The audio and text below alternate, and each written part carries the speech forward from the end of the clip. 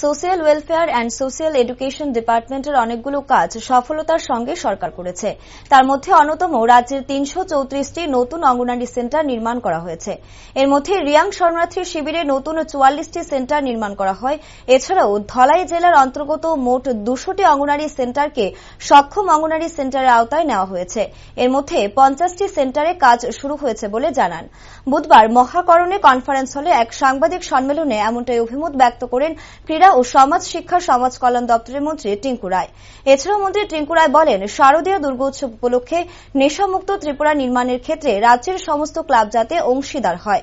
এই দুর্গাপুজোর প্রাক মুহূর্তের মধ্য দিয়ে ক্লাব কর্তৃপক্ষরা বিভিন্ন প্লে কার্ড, হোর্ডিং, পথনাটকের মাধ্যমে জনসাধারণকে যাতে সচেতন করে তার জন্য আহ্বান রাখেন।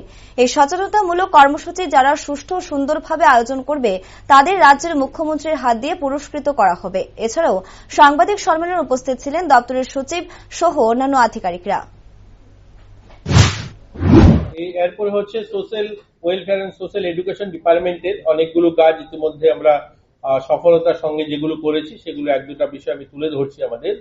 আমরা আমাদের রাজ্যে আমাদের ২৩৪টি নতুন অঙ্গনওয়াড়ি সেন্টার বানানো হয়েছে ইতিমধ্যে। আমাদের এই ফাইন্যান্সিয়াল ইয়ার ২৩৪টি অঙ্গনওয়াড়ি সেন্টার, যার মধ্যে 44 অর্থাৎ ৪৪টা অঙ্গনওয়াড়ি সেন্টার রয়েছে ব্লু সেটেলমেন্ট এরিয়াগুলোতে, যেখানে রিয়াং শরণার্থী শিবির নতুন করা হয়েছে, যেখানে তাদেরকে পুনর্বাসন দেওয়া হয়েছে। সেখানে ৪৪টা সেন্টার নতুন করা হয়েছে এবং এর মধ্যে আমরা ধলাই জেলাতে ২০০টা অঙ্গনওয়াড়ি সেন্টারকে সক্ষম অঙ্গনওয়াড়ি সেন্টার অর্থাৎ আপগ্রেড। আমাদের মাথায় এরকম একটা ঢুকে গিয়েছে, সবাই ভাবি অঙ্গনওয়াড়ি সেন্টার মানে খিচুড়ি খাওয়ার, সেখানে একবেলা খেতে পারবে ছোট বাচ্চারা। আমরা এর থেকে বের করে আনতে চাইছি।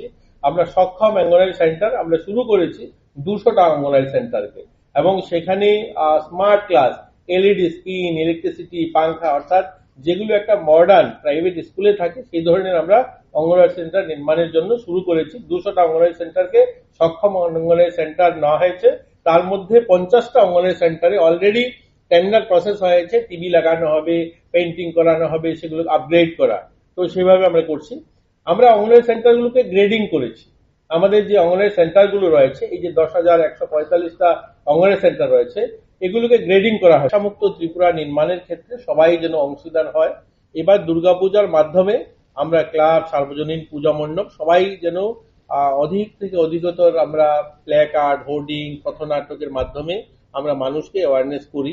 তার জন্য যারা খুব ভালোভাবে করবে এই ধরনের আমরা প্রথম, দ্বিতীয়, তৃতীয় আমরা প্রত্যেক জেলা ওয়াইজ মাননীয় মুখ্যমন্ত্রীর হাত দিয়ে তাদেরকে আমরা সংবর্ধিত করব এবং আর্থিকও তাদেরকে একটু সাহায্য করব এবং তাদেরকে সার্টিফিকেটও দেওয়া হবে যারা বেস্ট অ্যাওয়ারনেস ক্যাম্পেইনে সামিল হবে।